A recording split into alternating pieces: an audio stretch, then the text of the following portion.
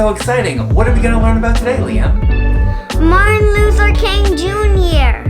Because Black History Month is coming. Come on, let's go! He was born in 1929 in Atlanta, Georgia as Michael King. But his father changed both their names to Martin Luther when he was 5. And when he was only 15 years old, he went to college. He was really smart. Back then, there was still segregation. Segregation was when people were separated so black people couldn't mix with white people. They weren't allowed to go to the same schools, drink from the same water fountains, or live in the same neighborhoods. The things black people were allowed to use were never as good as the ones for white people, even though he was young. Martin Luther King Jr. didn't think that was right. When he was just 17, he wrote a letter to the Atlanta Constitution newspaper saying, "We want and are entitled to the basic rights and opportunities of American citizens." It was his first time speaking out about civil rights and got him national attention. 2 years later, in 1948, he was ordained as a minister. That's like a rabbi for Christians. And he got married in 1953 to Coretta Scott. Then in 1955, Rosa Parks was arrested for not giving up her seat on a bus to a white person. 4 days later, Dr. King became the president of the Montgomery Improvement Association to lead the bus boycott, which lasted more than 380 days. That's a long time. But eventually, the Supreme Court said segregation on the buses was illegal.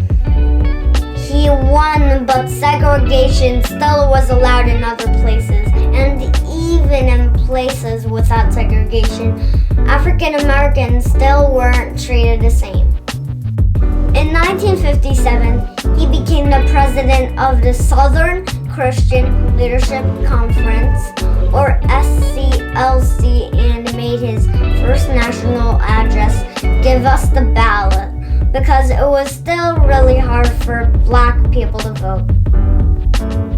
Dr. King kept fighting for civil rights and equality and always did so peacefully.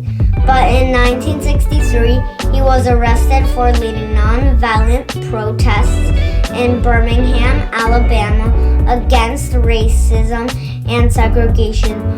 While he was in jail, he wrote a famous letter saying that even though normally we're supposed to follow the rules. My parents tell me that a lot. But when laws are really unfair, need to speak up and make them change so they are fair for everyone. Just a few months later, on August 17th, 1963, he made his most famous speech at the Lincoln Memorial in Washington, D.C. That was his "I Have a Dream" speech, where he spoke in front of over 200,000 people. Let's listen. One day right there in Alabama, little black boys and black girls will be able to join hands with little white boys and white girls as sisters and brothers. I have a dream today.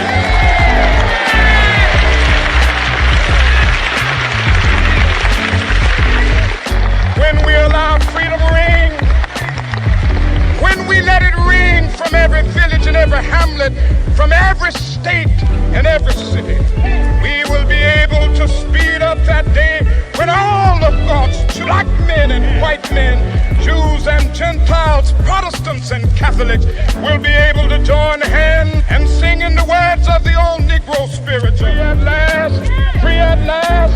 Thank God Almighty, we are free at last.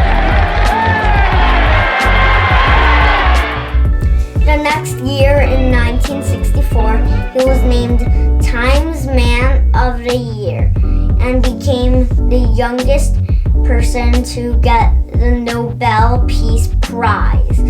But he still didn't stop working for what was right. In 1965, along with other black civil rights leaders like John Lewis and Ralph Bunche, and other religious leaders like Rabbi Morris Davis and Rabbi Abraham Joshua Heschel, I stopped to learn with him once. Dr. Martin Luther King Jr. led marches from Selma to Montgomery, Alabama to protest African Americans still not being able to vote freely. In addition to voting rights, Martin Luther King spoke out against the Vietnam War and poverty and for workers' rights and education. But not everyone was happy about what he was doing because he was starting to change the world. Some people didn't want things to change and didn't want to be nice to black people.